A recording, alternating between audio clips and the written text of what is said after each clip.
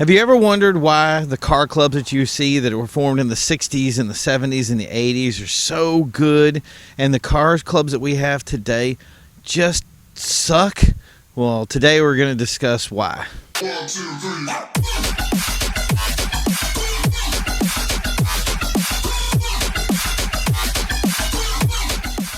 Hey everybody, welcome to TheSociety. Man, what a week. I'm going to call it a wash. It was so disturbing to start this week. We had a nor'easter basically come in. We had a tropical depression that happened off the coast, and it brought in brands and bands of waves that came out and just coated our area with rain. It was nonstop Monday through Friday. We had events on the weekend. We couldn't even do the events, but today's Sunday, and finally the weather is good enough, and I am getting out here, and I'm going to have a chat. And that's the thing is I should be sitting in front of a Bentley. Instead, I have one car wrapped up and the other one just sitting in front of me right now. We're going to get more of those cars out. I have tons of cars lined up. We still have some ones that we have to do some filming. All those cars that we had last week that got canceled are now on our schedule for this week. So we're going to caught up. I thank you guys for sticking with us. I think all you guys are subscribing. We're really close to 1,000 subscribers right now. So let's get 1,000 subscribers.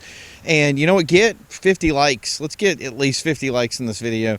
And let's push it, because it's really great to have this momentum. And let's just move forward with it. So today's discussion came up on a social media account, and somebody said something about there was one club that was actually sabotaging other clubs. They wanted to make it so that those guys couldn't have any of their product out, which was kind of weird for me. I was like, why wouldn't you want more? If one car club succeeds, we all succeed. So the more car clubs get started, the more they build on the other things. And that I realized that mindset that I have is actually something that I developed in the 70s and 80s, like late 70s, kind of when I started getting into the car world, and then 80s, and it still kind of built up in the 90s as more cooler cars came in, and we had, like, the 80s was junk for cars, but in the 80s to the 90s, when the 90s hit in, we started getting cars like the Stealth, the RX-7, the 300Z, the 3000 GT, all these newer cars. The Eclipse all came from that era, and it really built up and got a lot of people into the world. People started turning wrenches. It grew in popularity, and by 2000 we had Fast and Furious. That all came from that,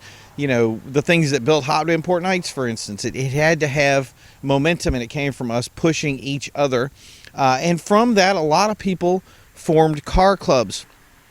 And what happened was the clubs that we had in the 90s really tried to learn from the 70s and the 80s. And what happened in the 70s and 80s was we didn't have social media. We didn't have all these different things out there to share events. I mean, it was all just word of mouth. Somebody called you on the phone and said, we're having a car show. And you had your probably 5 or 6 really good friends that called you up and made sure that you didn't miss stuff. Or you'd have promoters that knew that you had, probably, like, if we had 7 or 8 people in our group, there was a promoter someplace that would give us a call on the phone or touch base with us, or another car club that would call our club on the phone and say, we have an event, you guys need to come out. And that's the thing is whenever we heard it, we didn't want to miss events. When you supported each other, especially going to shows, you really started building this community and this group of people. And what happened from that was it was kind of a two-way street. The first thing is friends who got together on the weekdays, and turned wrenches after work ended up being the same guys that ended up being car clubs on Saturdays and Sundays. And that was the thing is we didn't really name them car clubs at first. It didn't really just happen. It just was us hanging out. And then it moved into something more serious. Like, it was like, hey, at some point we're like, we should have shirts, or we should put this logo on our car. And then one day it was, we should have somebody be a president and somebody be a secretary, and somebody push this idea that we have and make it bigger. And that really kind of started swirling around that idea of the car show concept. And now we had the car shows that we liked, and it was 4 or 5 groups got together, and we just became a conglomerate. And then it just got bigger and bigger. And in some places, I think like California, people started doing things like the lowrider guys, which I loved, started doing chapters. They started giving themselves titles like CC for car clubs, just like motorcycle clubs had MC, we had CC. And that's the thing is it had structure, it had life to it.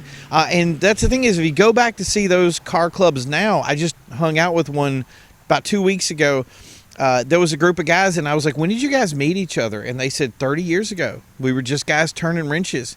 And I kept hearing that story over and over again. Like, what'd you guys do? We just started turning wrenches together, and it became something. Then we started hanging out and driving on the weekends. If it wasn't a car show, we were still driving and out representing and showing off our cars.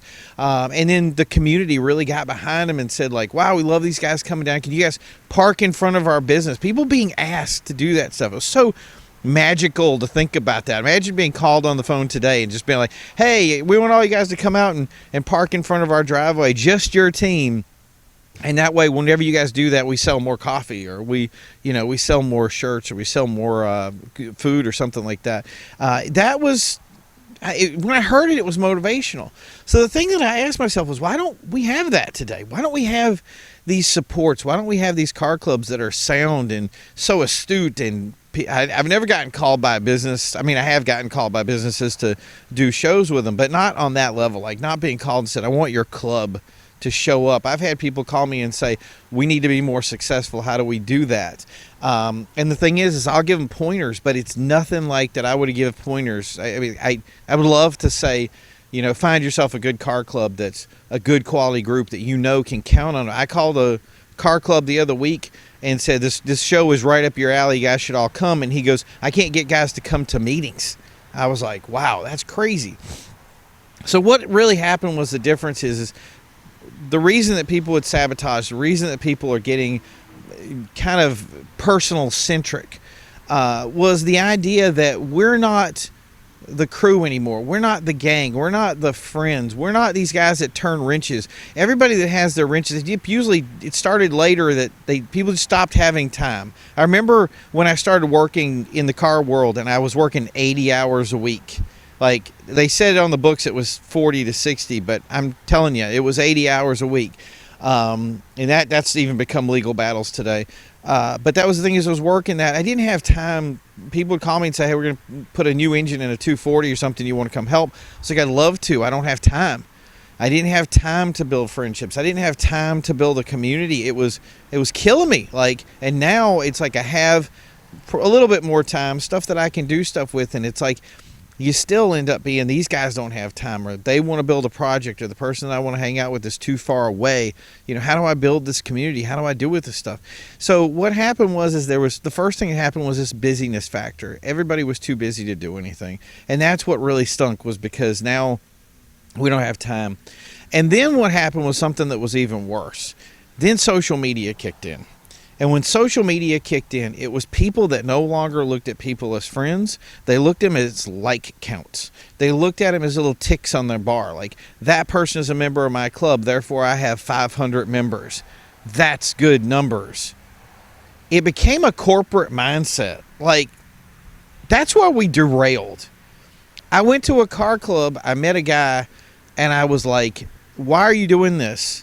He didn't know half of the members in his club. He didn't know people in his crew. He just wanted to say, I have the coolest cars. I get the most likes on Instagram. I get the most hits on Facebook. My videos get tons of views on YouTube. I was like, aren't we missing the point? Aren't we missing the idea that we did this to build friendships? We build this to build community. That, without me, is a hunk of metal. It always will be. When I go to shows, I look at people's cars and I like their cars. But I might get take a guy with a stock Integra, and I did this two or 3 weeks ago. I said, what is your story? Why is this car so clean? What did you do that was so important? What made you want to buy this specific car? And it did not have a lot of modifications on it, but it was just perfectly pristine clean.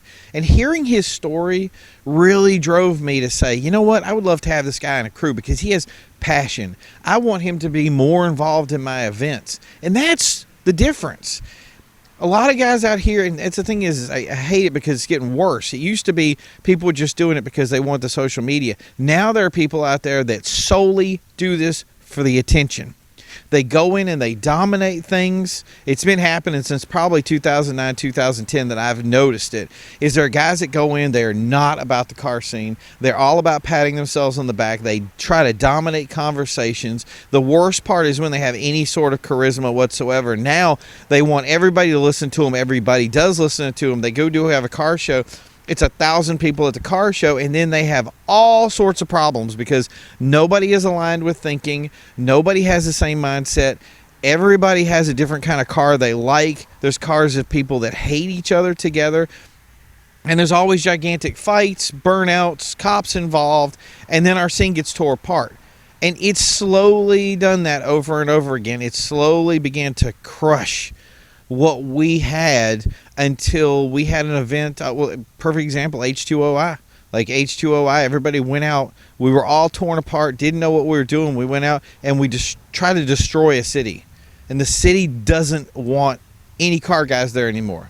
They will actively legislate people not going to car shows anymore. That never happened in my 80s. When I went to 80s and we had burnouts and we did the stuff that we did, people loved it. I remember there was a car show probably 50 miles from here that used to be huge, that they did burnouts in the streets, and everybody loved it. Today, somebody said they wanted to bring that car show back, and the first thing that somebody said was, you want those people to come in and destroy our town? And that's what happens when we change it from a person-centric, that the person is important, to looking at it as a number, to looking at it as a dollar sign, to looking at it as how many people show up. Your importance is not based on that. Your importance is based on character and your ability to bring people together and support our community as a whole. Because if you're not doing that, then you're just hurting more of our community and tearing us more apart. So you guys out there that, I know there are guys out there that love Instagram and you're looking for the hits and you're looking for the likes. Let me try to dissuade you from one thing. If you do a video website that's just about your car and your experiences, a vlog or a blog or whatever, more power to you. But if you're going out there right now and your vision is just to be popular, the best thing you can do is just like joining the military, or just like joining any kind of old-time car club.